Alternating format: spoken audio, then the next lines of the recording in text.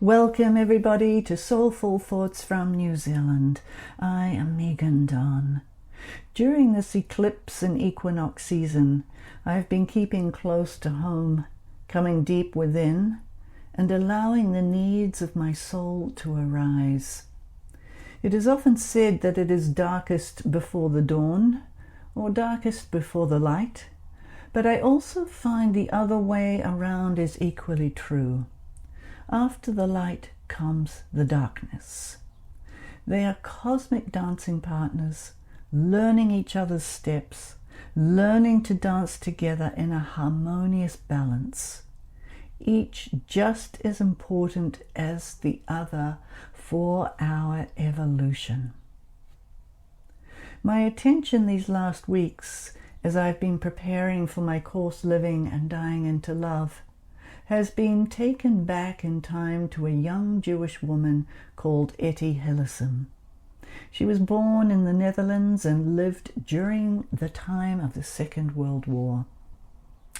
Now, at that time, there had been what they called transit camps created for the Dutch Jews. They were essentially holding camps before being sent to Auschwitz.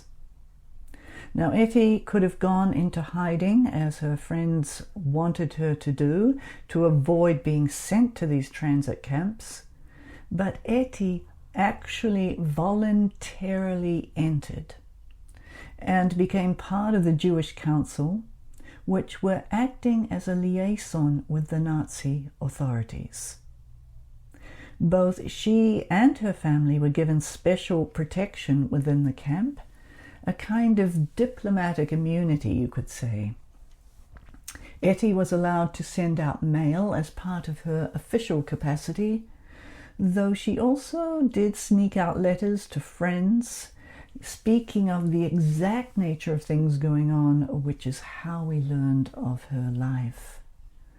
Most importantly, Etty and her family were exempted from being sent to die in Auschwitz.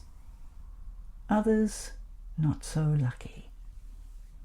Etty said that sometimes the only thing to be done when someone's time came to depart on those death trains was to simply stand with them in her loving presence as much as possible and place her hand on their back in support. The uncertainty that they all lived with is unknowable for most of us, though now in our world it is becoming increasingly common for many of us. Etty, as a young woman, had embarked upon a very deep interior exploration through psychoanalysis, and there were also three sources that greatly influenced her. One was the Bible, and particularly the New Testament. The second was St. Augustine. Both of these drew her into what she called the very deep well of her being, directly into the God within. She said, "Sometimes I am also in that deep well, but mostly it is clogged with stones and grit." She wrote that we must defend that dwelling place inside us to the very last. The third influence for Etty were Russian novelists who described the utter worst of humanity and the utmost best. Etty learned to let these two aspects live side by side with complete acceptance of both. She said about her time, "Those months behind barbed wire have been the two richest and most intense months of my life, in which my highest values were so deeply confirmed. The sky is full of birds, The purple lupins stand up so regally and peacefully. 2 little old women have sat down for a chat. The sun is shining on my face, and right before our eyes, mass murder. The whole thing, she said, is simply beyond comprehension. And so once, while almost being overcome with despair at the horror she was living in, she managed to look out the very small window and through the barbed wire fences, where she saw one small flower blooming in the field. She said it was the beauty of this flower that saved her. One small flower blooming in the field that saved her. And so for us at this time, or for those dealing with horrific or difficult personal news, let us learn from Etty and defend our inner dwelling place of love, that inner dwelling place of the divine, letting nothing disturb or quell it.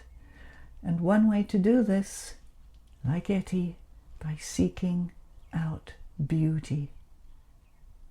Wherever beauty lives for you at any given moment, whether it is in the blooming flowers, the strength of a tree, by making art in any form, listening to your favorite music, seeing the spark of life in your grandchildren's eyes, and letting this live alongside the tragedies developing all around us. So let us just pause for a moment and ask, where does beauty live for me right now? Where does beauty live for me right now? And allow yourself to travel there in your mind and heart and absorb it. Really absorb it.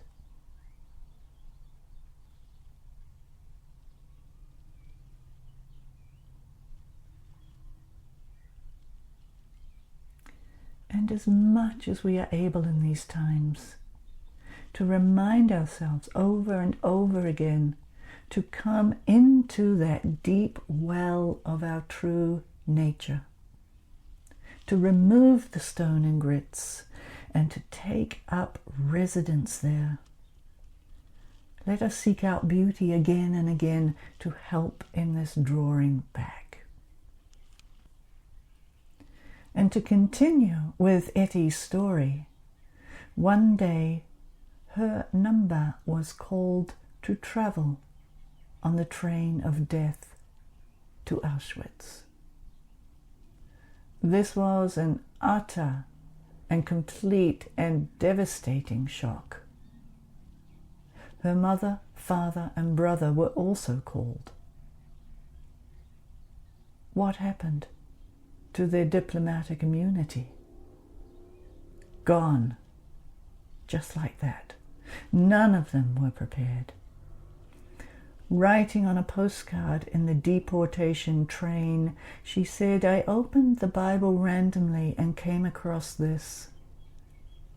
The Lord is my high tower. I am sitting on my rucksack in the middle of a full freight car. In the end, the departure came without warning, on sudden special orders from The Hague. We left the camp singing." Those were her last words.